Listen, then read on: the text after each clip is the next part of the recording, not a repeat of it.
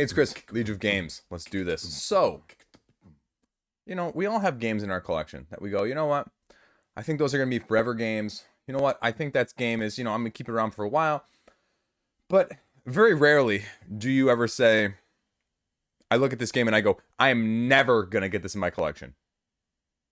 Or maybe you have said that, but why? Or maybe you have said that previously and changed your mind. I know I have about at least one game that's right behind me. What are some games that I look at and I just go, these are games that are never going to be in my collection. I have no interest in them whatsoever. None. I don't care what rank on Board Game Geek they are. I don't care who says it's the best game in the world in whatever genre, mechanism, or theme, or whatever reviewer says that this is an amazing experience. They're games that I just go, nope. Nope, not gonna, nope. Not at all. 47th best thematic game. 200 and something overall on Board Game Geek. And you know what? This is the number one game that I will never, ever, ever have a copy in my collection of. Because I look at this game and I go, that's great and all. This is an exemplary, overwhelmingly prime example of Kickstarter excess to the nth degree. Cthulhu Wars. And if you want to talk about it in the nth degree, well, just look up Cthulhu Wars on Board Game Geek and all of these other things that pop up with the expansions and the expansions and the expansions and the expansions and the literal 4 figures worth of stuff that you can buy to get this game as a complete game. How many factions do you need? People talk about this being Chaos in the Old World's older brother. Well, people also talk about Chaos in the Old World being one of the best games, and even though it's out of print, you can get it for, a fraction of what you would get this for. Even with the Horned Rat expansion, which is extremely rare out of print. It was one of the first games that I dare say that designers and creators looked at in the future and said, people are willing to pay that much money for hunks of plastic or upgraded components? Well, we better capitalize on that. And capitalize they did. Again, as you just saw, the list of Cthulhu Wars expansions after expansions. What are they on? Something like 6 Kickstarters right now just for this game, with the last 1 or 2 not even being fulfilled. And then that's a whole nother issue that I've touched on elsewhere. But when you talk about area majority or influence games, right? I mean, you do associate this game with that aspect. But the truth of it is, if you look over here of the games that have that element, now again, not all of these are pure, but here's the first page showing the first 25 of the 5,700 on Board Game Geek, right? It is nowhere on there. Not on the first page at all. Does it make the second page? It probably makes the second page. Heck, it doesn't make the top 50. It's just outside the top 50. So when you're talking about the most well thought of area majority influence games, there's 50 other games potentially that you could be getting for a cheaper price that are arguably more well thought of, that don't take up as much table space and aren't going to cost you an arm and a leg to get into. You can buy everything for Dwellings of Elderville for less than this. And that's saying something, considering how blinged out that thing is now.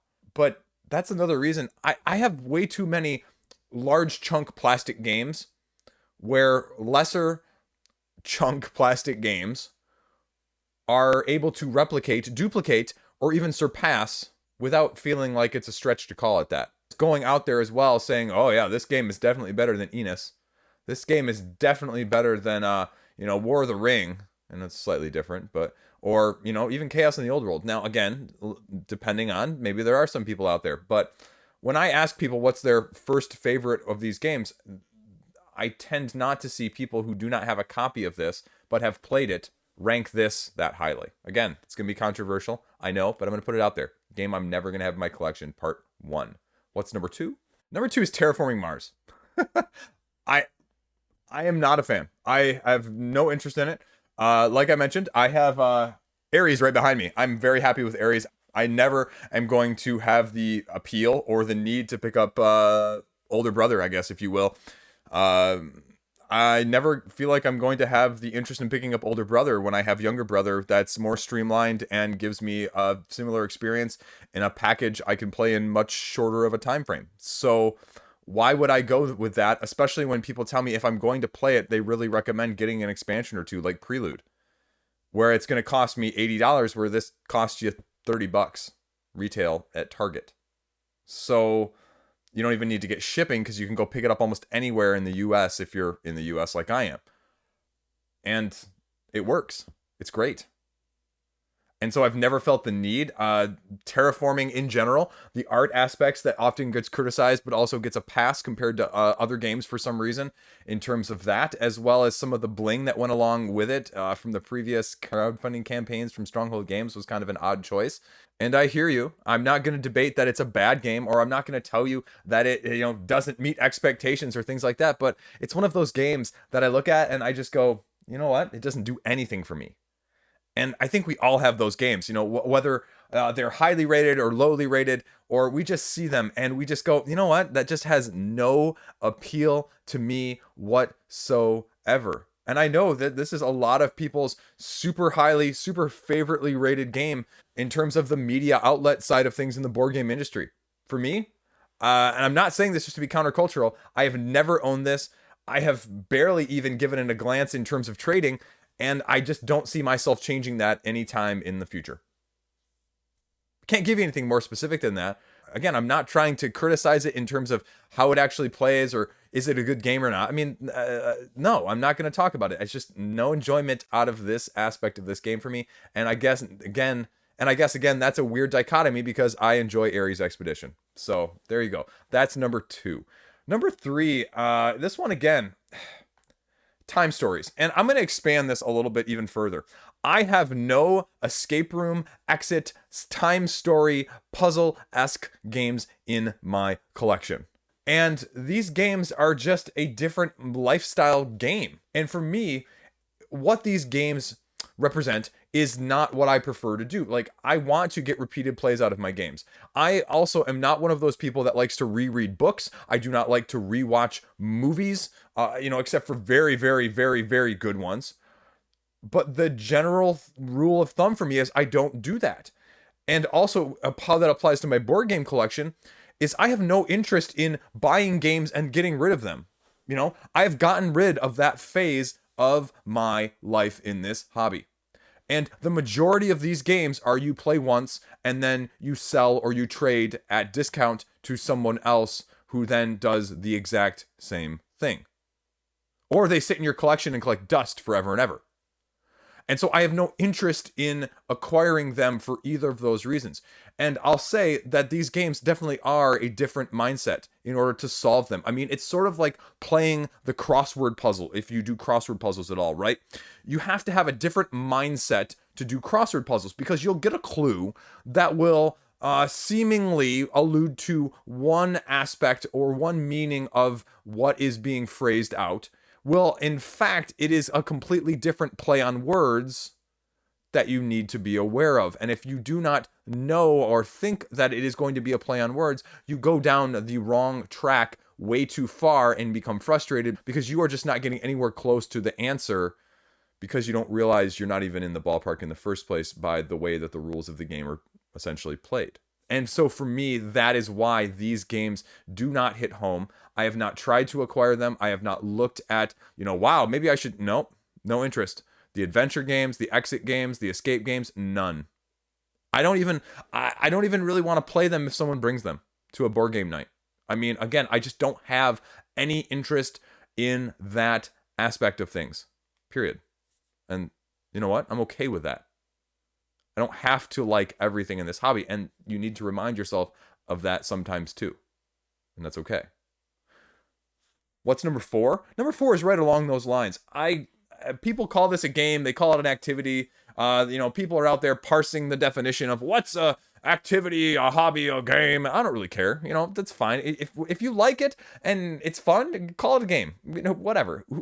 It doesn't bother me in that sense. But again, this little where's Waldo finding stuff on the pictures sort of esque crime solving game doesn't do anything for me. It's too much like the previously mentioned time stories, crime solving. And this is from someone who really likes detective whodunit shows to watch in the first place. But these do nothing for me. Nothing. I saw this, I note that people like it, and I know that it is a fun experience. And the experience matters more to me than winning. I have no qualms about telling people that whatsoever. Go check out my space-based record of like 1 in 24 of 25 games played. But I just, again, I have no interest in this. This isn't going to be fun for me. I can recognize, I can acknowledge the experience for other people with these games, but if it isn't applicable to myself, I'm not going to try and fit a square peg into a round hole. And that is also what happens when people buy games that they want to like. Not games that they're going to like, not games that they think they're going to like, but games that they think they want to like. And then they end up getting rid of, they end up getting frustrated, they end up, losing money. Or wasting a lot of time. If you want to buy a game that's high value that will be able to be flipped, then you're wasting a lot of your time and energy. And again, I don't buy games to flip them or hold the value. That's apparently the newest and biggest craze over the last 2 or 3 years, is everybody's so concerned about value. And don't get me wrong, again, I love me some good value, but that's not my safety net for buying something.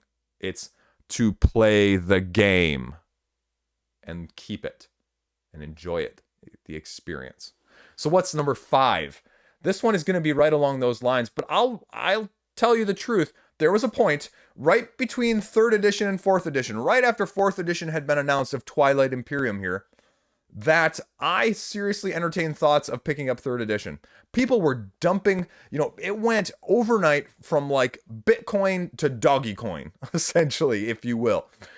People were trying to sell this thing for 100, 150, 200 bucks in the secondary market, and all of a sudden, because it was out of print, 4th edition gets announced, 4th edition gets released, and those copies tanked. And people have hard time selling like the whole complete kit and caboodle now for like both expansions, I think it was, for 3rd edition, for even, a fraction of what they were getting before 4th edition was announced. And despite all of the acclaim, despite the shut up and sit down effect, despite the grand majesty of the presentation and the ideal of a grand, epic, story-filled, retell your grandkids style game 8 hours later, no, I just can't.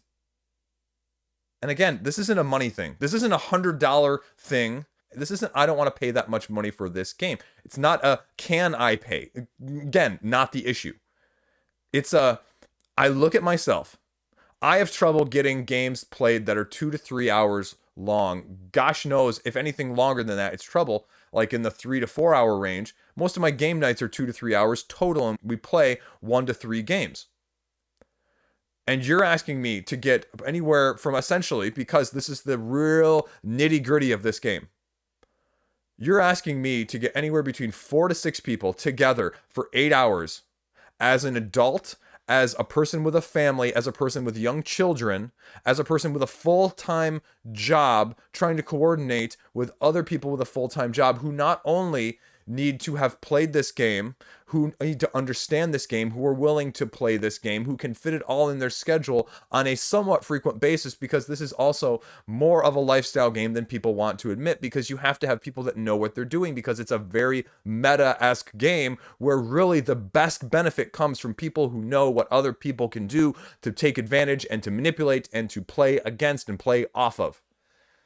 And that doesn't work. The very beginning of that, in terms of just the length of time alone, is never going to work.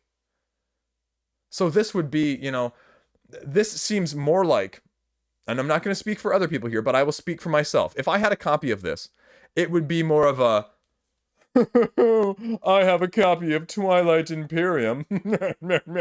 No. Nope. A status symbol. I am not in this hobby for status symbols. I am not a collector. I'm not. As much as part of this around me says otherwise, I am trying to prune things down.